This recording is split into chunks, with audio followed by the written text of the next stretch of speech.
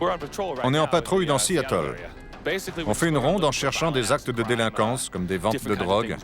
On veut sécuriser la ville au maximum. Au bout de 20 minutes, Phoenix repère un dealer. C'est le rabatteur.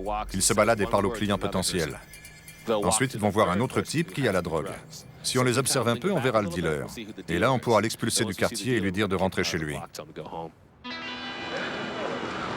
Vous n'avez rien de mieux à faire que de vendre de la drogue? Ici Phoenix Jones.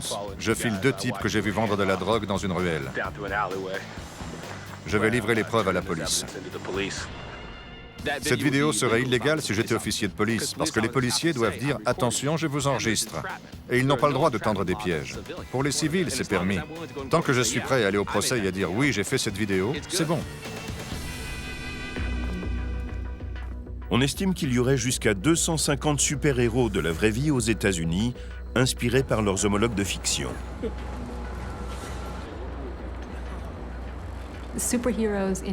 Les super-héros des bandes dessinées et des films sont représentés comme des personnages tout-puissants, omniscients, à la fois admirables et modestes. Donc ils incarnent les meilleurs, et nous les adorons. Là-bas, à 2 rues. Un jour, j'ai pris une bande dessinée et ça parlait d'un type qui s'était entraîné pour devenir super-héros.